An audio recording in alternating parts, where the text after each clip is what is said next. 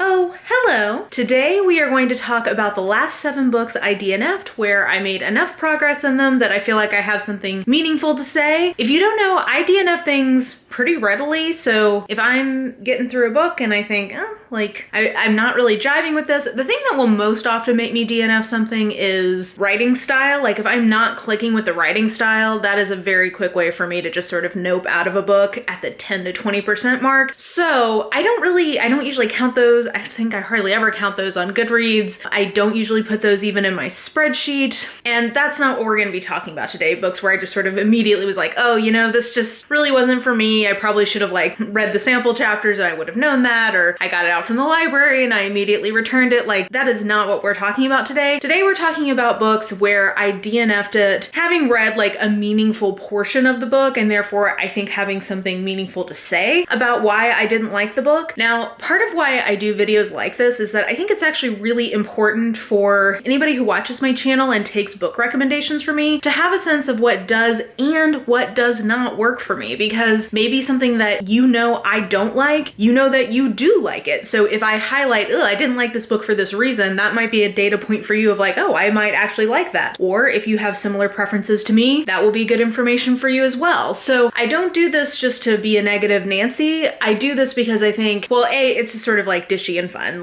It is fun to kind of talk about things you don't like and kind of kvetch about it. But also I genuinely think it's a really valuable, important piece of the kind of overall book reviewing firmament is for reviewers to have things like this. So with that being said, maybe we'll start with the books that I have in physical form and go from there. So first up is The Christmas Backup Plan by Lori Wilde. This was a book that was kindly sent to me from the publisher, and if you know me, I am a sucker for a Christmas novel. I love a small town Christmas romance, which is what this is. So trope-wise, this was 100% something that was up my alley. The reason I didn't nope out of this immediately was essentially because of that. It's the kind of book that I tend to just sort of be able to roll with, even if I'm not having the best time in it. I'm more likely to sort of just read this as kind of a palate cleanse, or sort of just way to turn off my brain at the end of the day kind of a thing, even if it's not my favorite. But there was just something in the writing voice of this that really rubbed me the wrong way. It just felt completely disconnected from how anybody in the age range being portrayed actually would speak or behave. It just felt really out of touch, I guess. It's supposed to be a contemporary, and it read like a world. It just read completely, it didn't ring true at all to me, basically. And I got through I think about 100-ish,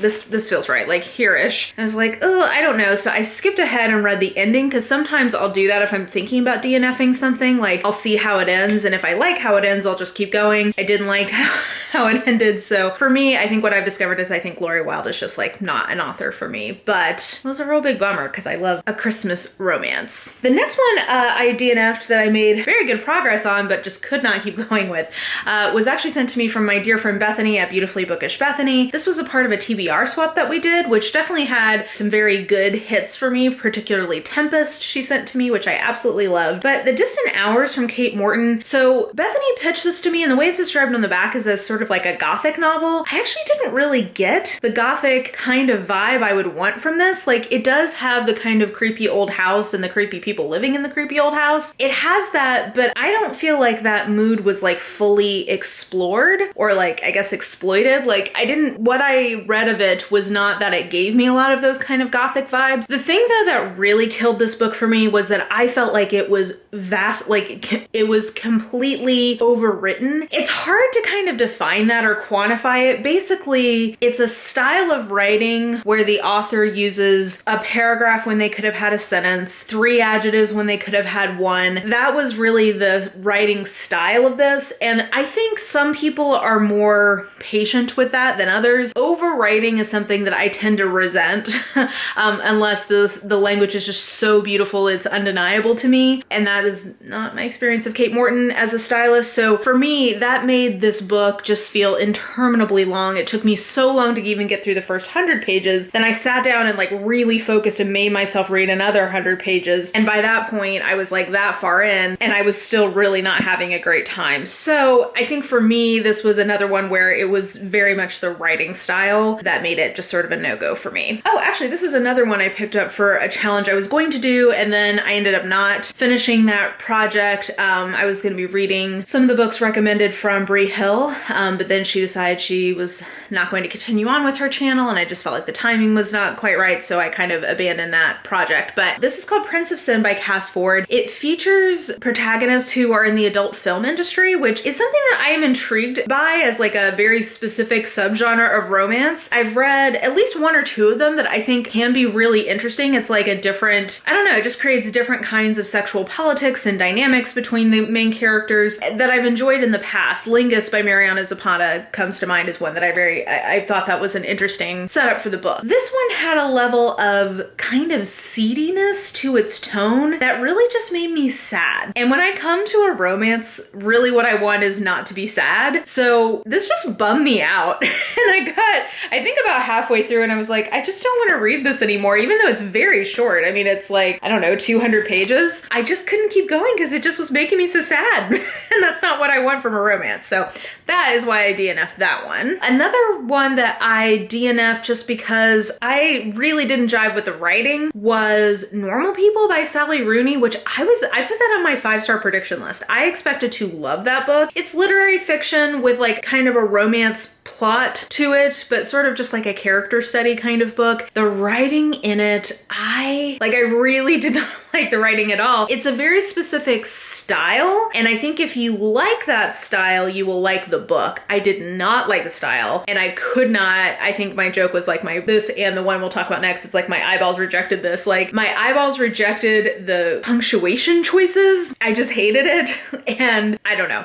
I just really couldn't get into it, and that was a real shocker because yeah, I thought that was going to be a favorite of the year, and it was in fact my most disappointing read of 2020. Another 2020 disappointment was I attempted a reread of The Eye of the World by Robert Jordan, which I read for the first time when I was in college and didn't much like then, but I was hoping that kind of coming to it with fresh eyes, maybe I would like it better now. I am shocked I made it through the first time around with that thing because oh my gosh, like overwritten, but at least Kate Morton's version of overwriting, I'm like, you're at least like, I can see somebody who would like this. Like it's not necessarily bad writing, there's just more of it than I personally tend to like. I am shocked people are able to get through The Eye of the World just purely based on how awful I think the writing is. And I know people are obsessed with that series. People love him. The writing though, how? So anyway, for me, big old nope. And definitely agree with college age Mara that is not a great book. I know some people don't care about the writing style and they just like the plot so much that they can just kind of go with it. And if writing isn't a big deal to you, I could totally see how you could maybe just sort of roll with it.